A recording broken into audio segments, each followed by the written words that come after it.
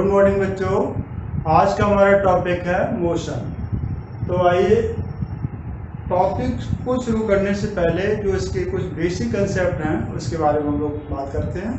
सबसे पहले हम बात करेंगे, जैसा कि हमारा टॉपिक का नाम है मोशन, तो सबसे पहले मोशन पर ही बात करते हैं। What is motion? मोशन को अगर हम देखें तो मोशन क्या है? When any object change their position with respect to time, then that is called motion. ये हमारे पास पेन है, अभी हॉरिजेंटली रखा हुआ है, थोड़ी देर बाद वर्टिकली हो गया, फिर हॉरिजेंटली हो गया, फिर वर्टिकली हो गया। ये विद रिस्पेक्ट टू टाइम अपनी पोजीशन को क्या कर रहा है? चेंज कर रहा है। तो that change of position of that object is called motion. या हम फैन की बात करें, जो फैन ऊपर चल रहा है, तो विद रिस्पेक्ट टू टाइम वो अपनी फैंस को चेंज कर रहा है, पोजीशन को चेंज कर रहा है। या फिर हम साइकिलिंग चला रहे हैं, साइकिलिंग कर रहे हैं, या फिर कार चला रहे हैं, या और कोई ऑब्जेक्ट मोशन में मूवमेंट कर रहे हैं, तो वहां पर हम देखते हैं कि वो ऑब्जेक्ट अपनी पोजीशन को पर से with respect to time to time change कर रहा है, तो दैट इज कॉल्ड मोशन। क्या हुई तो डेफिनेशन हमारी? When any object change their position with respect to time, then that is called motion. अब इस पर हम मोशन में आगे दो टाइप के मोशन की बात करेंगे। एक हम बात करेंगे यूनिफॉर्म मोशन और दूसरा हम बात करेंगे नॉन यूनिफॉर्म मोशन। एक हमने बात की यूनिफॉर्म मोशन और दूसरी हमने बात की non uniform motion. Non uniform motion. अब यहां पर देखें कि हम कैसे पहचानेंगे कि this is uniform motion, this is non uniform motion. एक एग्जांपल लेते हैं हम लोग। हमने एक पाथ लिया और इस पर हमने पॉइंट लिए A, B, C and D, 4 point D. और इनके बीच की जो डिस्टेंस है, distance between A B is 25 metre, this is also 25 metre and 25 metre. Distance between AB is 25, distance between BC is 25 and distance between CD is also 25. Time taking की बात कर रहे हैं कि A से B तक जाने में किसी पार्टिकल को लगता है सपोज 5 सेकेंड, और B से C तक जाने में भी लगते हैं 5 सेकेंड, और C से D तक जाने में भी उसको लगते हैं 5 सेकेंड। अब यहाँ पर देखें इस सिचुएशन में कि कोई ऑब्जेक्ट है, कोई पार्टिकल है जो मूव कर रहा है A to B, B to C, C to D। तो हम यहाँ देख रहे हैं कि वो इक्वल डिस्टेंसेस को इक्वल इंटरवल ऑफ टाइम में कवर कर रहा है। तो that type of motion is called uniform motion. Means the type of motion in which any object travel equal distances in equal interval of time, then that type of motion is called uniform motion. Clear बच्चों? अब एक दूसरी situation लेते हैं। हमने अब लिया एक और एग्जांपल लेते हैं। देखें, एक और हमने ले लिया और इस पर भी हमने 4 पॉइंट ले लिए, A, B, C and D. Distance between AB is 30 meter.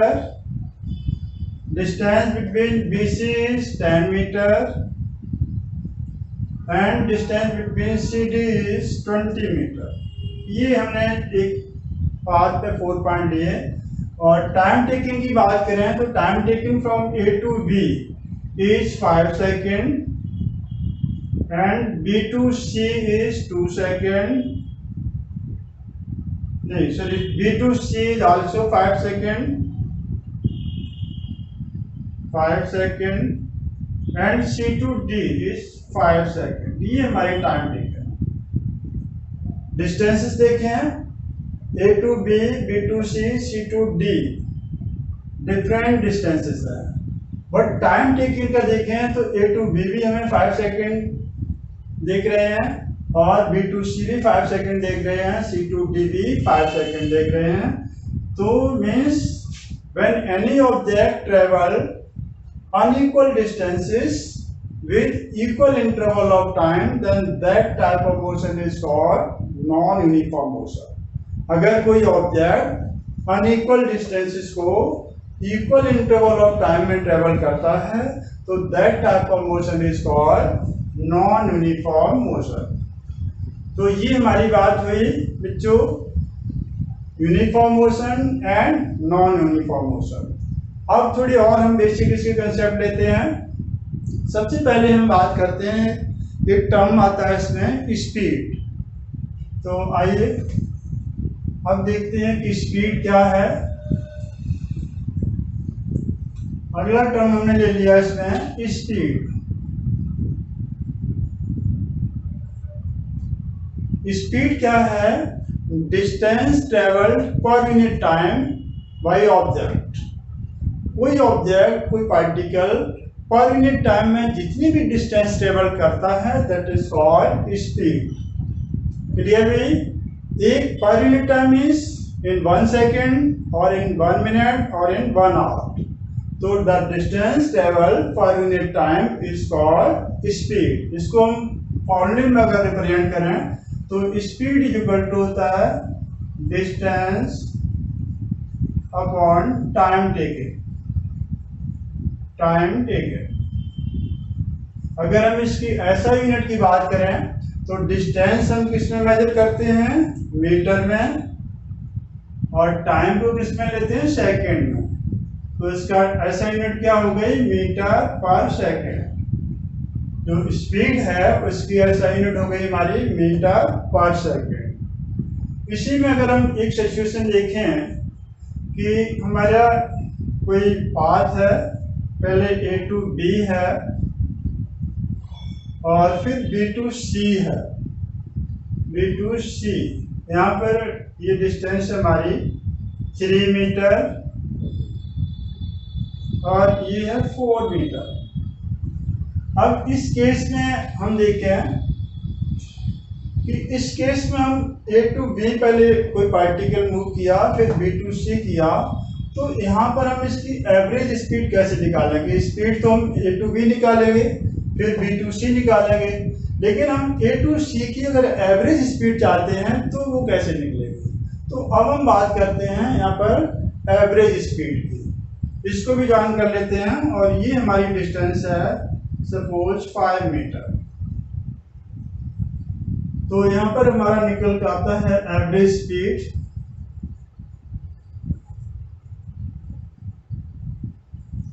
Average speed कैसे निकालोगे? Average speed is the ratio of total distance to total time taken. Average speed क्या है? It is the ratio of total distance to total time taken. Formula हमारा क्या हो गया? Total distance to total time taken.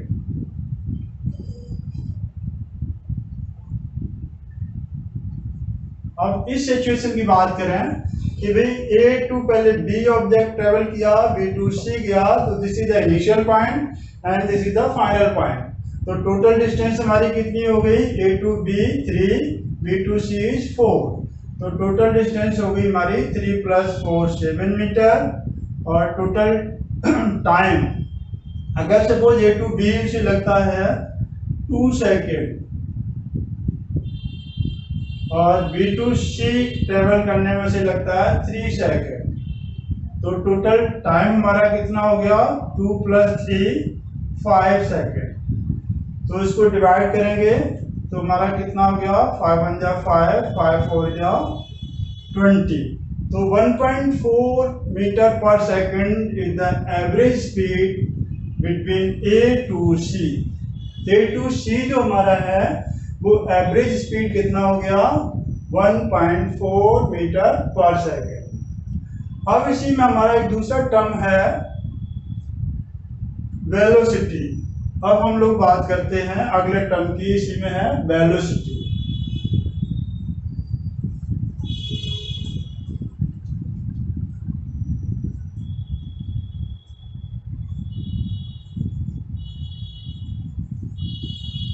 अभी हमने बात की थी स्पीड की, कि the distance travel per unit time is called speed.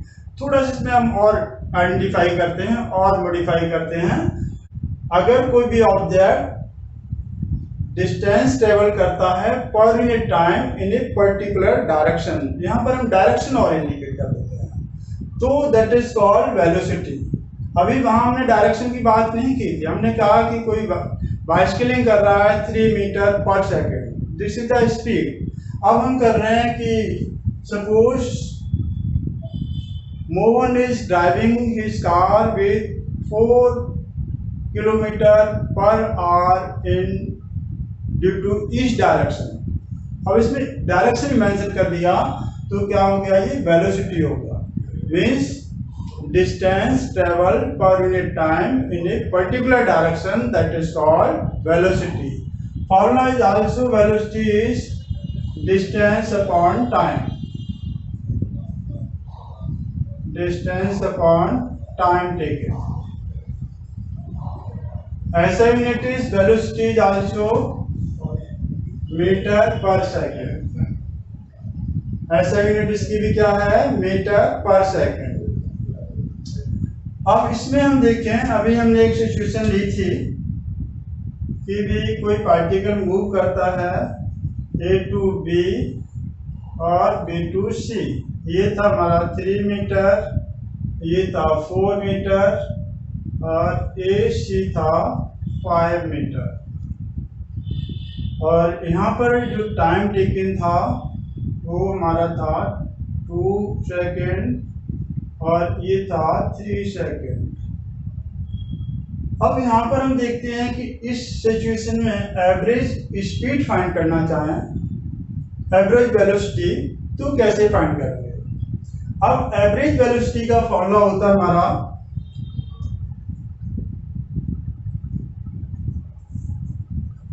Average velocity.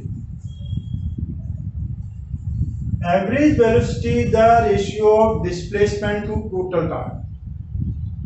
क्या है, डिस्प्लेसमेंट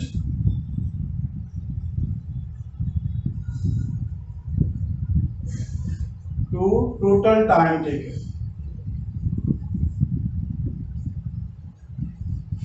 टाइम टेकन। अब यहां पर एक वर्ड आ गया डिस्प्लेसमेंट। तो अभी तक तो हम डिस्टेंस की बात कर रहे थे, अब ये डिस्प्लेसमेंट कहां से आ गया। तो what is the difference between distance and displacement before to discuss average velocity. हम देखें कि इन दोनों में क्या डिफरेंसेस है, डिस्टेंस और डिस्प्लेसमेंट में। हमने ये डायग्राम अभी आपके सामने रिप्रेजेंट किया। तो यहाँ पर देखें कि कोई पार्टिकल है ए टू सी जाना चाहता है, उसके पास 2 पाथ हैं, एक तो वो ए टू बी पहले जाए फिर बी टू सी जाता है, तो this is the one way. दूसरा पाथ है उसका कि वो स्टेट ए टू सी जा रहा है, this is the another way, ये दूसरा रास्ता हो गया। अब दोनों रास्तों में देखें कि लॉन्गर डिस्टेंस कहाँ पर है, शॉर्टर डिस्टेंस कहाँ पर है। अगर ए टू सी जाता है वाया बी तो टोटल डिस्टेंस उसने कितनी कवर की, 3 + 4। ए टू सी जा रहा है, ए टू सी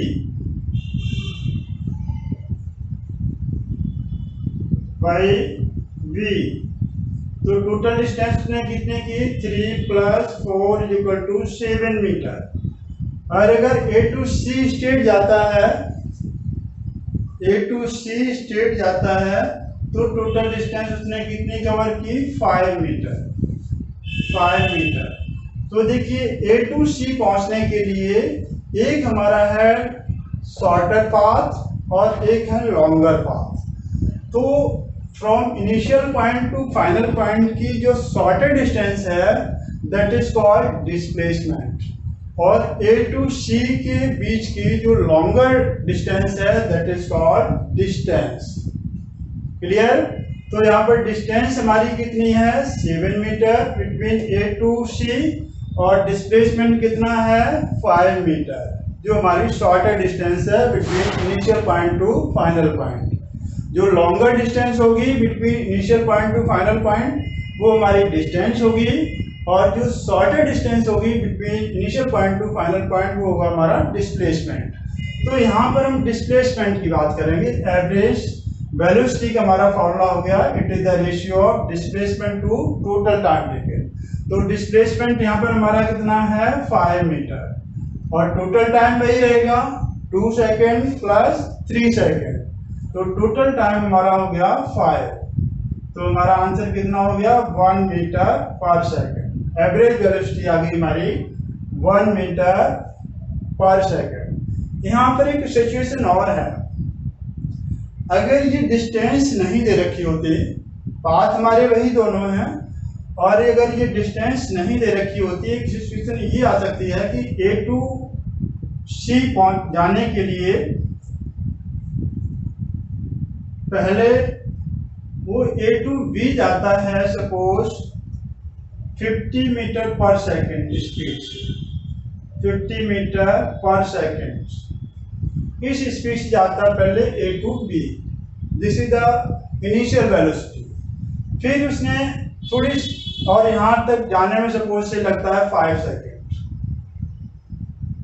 जो भी लगता है टाइम के भी यहाँ बात नहीं कर रहे हम। A टू B वो जा रहा है 50 मीटर पर सेकेंड में, और उसके बाद जब B पर पहुंचा तो उसने अपनी स्पीड को और इंक्रीज किया, और B से उसने अपनी स्पीड को चेंज कर दिया। B टू C पहुंचने के लिए उसने अपनी स्पीड को इंक्रीज किया 60 मीटर कर दिया, 60 मीटर पर सेकेंड। क्लियर? पहले A टू B को गया 50 मीटर से, और फिर B टू C उसने अपनी स्पीड को चेंज कर लिया, अब हो गई 60 मीटर पर सेकेंड। तो जो पहले उसकी स्पीड थी, इनिशियल स्पीड थी, इसको हम बोलते हैं इनिशियल वेलोसिटी, और जो बाद में उसने चेंज की that is the final velocity. Initial velocity को हम U से डिनोट करते हैं, और फाइनल वेलोसिटी को हम V से डिनोट करते हैं। तो अब यहाँ पर अगर हम बात करते हैं एवरेज वेलोसिटी की, कि भाई एवरेज वेलोसिटी कितनी होगी, तो यहाँ पर हमारा फॉर्मूला एक दूसरा निकल के आता है एवरेज वेलोसिटी का, U प्लस V अपॉन 2। अगर हमारी वेलोसिटी दे रखी है डिफरेंट इंटरवल में, 2 इंटरवल में, तो पहले वाली जो स्पीड होगी वो U होगी, और बाद वाली स्पीड हमारी V होगी। उस केस में हमारा एवरेज वेलोसिटी का फॉर्मूला हो जाता है U प्लस V अपॉन 2। तो कितना यहाँ पर आ जाएगा हमारा average velocity 50 plus 60 upon 2, it means 110 upon 2 means 55 metre per second. ये हमारा आ गया एवरेज वेलोसिटी। अब अगला हमारा टर्म था इसी में, एवरेज वेलोसिटी हो गया, एवरेज स्पीड हो गया, और इसी में हम एक बार और देखेंगे एक्सीलरेशन। एक टर्म और लेते हैं हम लोग इसमें, एक्सीलरेशन।